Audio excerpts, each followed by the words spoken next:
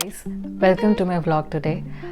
If you have been aware and watching my previous videos, you would be knowing I have recently immigrated to Canada, and today's video is about that. So I'm going to explain how the process is and what exactly are the steps if you want to apply for a PR. There are different routes for applying for a PR, and you can check out my previous video for which I'll share the link on what all other programs if you want to apply for a PR. I chose the Express Entry program, and that's how I immigrated.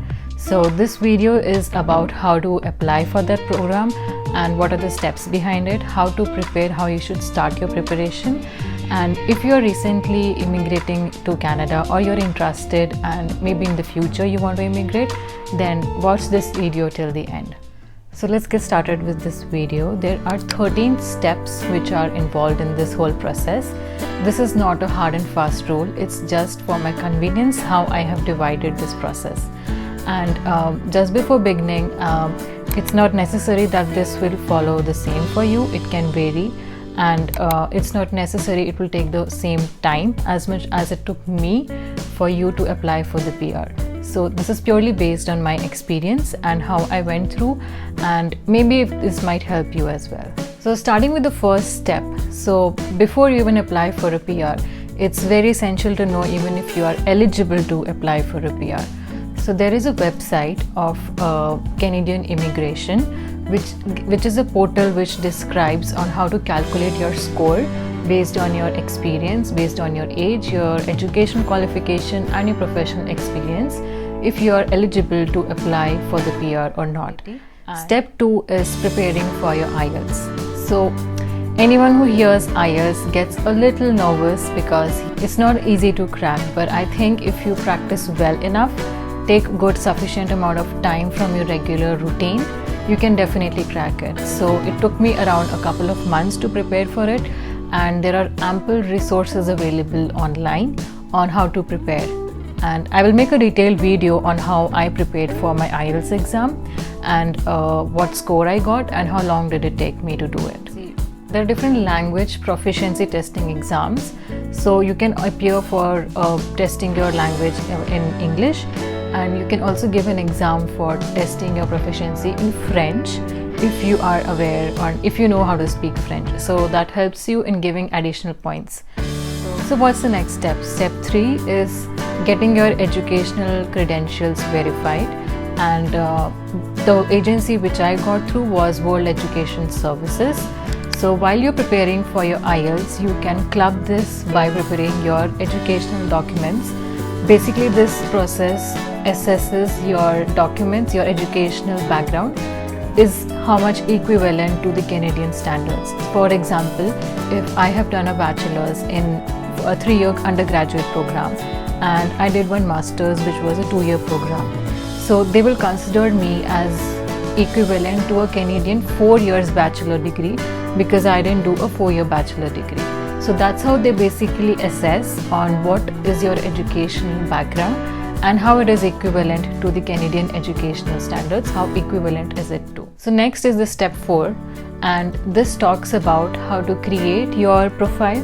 So once you have your IELTS report, that is the paper form in your hand, and once you also have your WES report, basically WES report has a specific reference number which you need to enter into while creating your Express Entry profile. So once you have these 2 documents ready, then you are eligible to apply for the Express Entry program.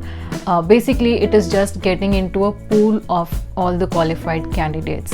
So as soon as a draw happens, and if it falls within your CRS score, then you get an invitation for it. So step 4 is basically to get into that pool of candidates and await until a suitable draw happens which matches with your score as well. So basically, if the CRS score is below your score, then you get an invite for it.